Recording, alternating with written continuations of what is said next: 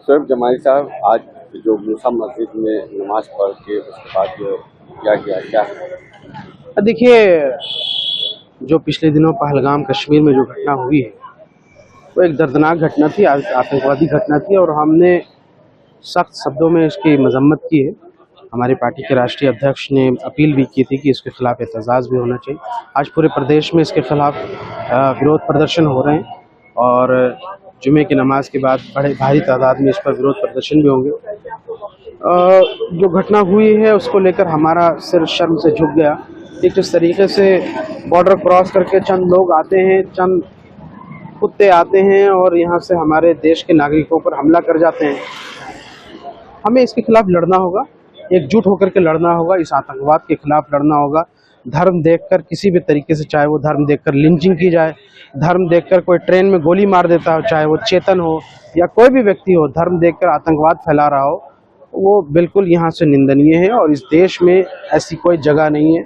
ऐसे लोगों को इस देश में रहने का कोई हक नहीं है। मैं समझता हूँ कि इस पर जितनी ज़्यादा सख्त मजम्मत की जाए वो बहुत कम है। साथ ही साथ हमारी एक चिंता भी है। मैं ये देख रहा हूँ कि इसके बहाने कुछ एक बड़ा इकोसिस्टम जो है वो मुसलमानों पे नफरत फैलाने की कोशिश कर रहा है।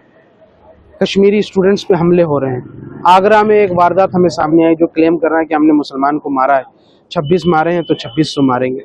मैं ये पूछता हूँ कि देश के मुसलमानों का क्या कसूर है, कश्मीरियों का क्या कसूर है? सारे जो हिंदू पर्यटक जो वहाँ आए वो तो एहसान मान रहे हैं उन कश्मीरियों का कि उनकी वजह से उनकी जान बच गई। उन्होंने जो मदद की अपने कंधे पर उठा के लाए, उनके घर में यहाँ से उनको सुरक्षा दी।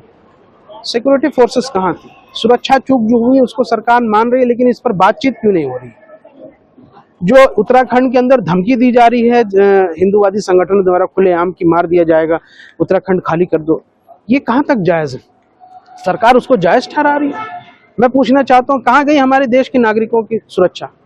आप कश्मीर में इस घटना के बहाने पूरे देश के मुसलमानों की जान खतरे में ला दिए, ये कहाँ तक जायज? इस पर सवाल पूछे जाने चाहिए।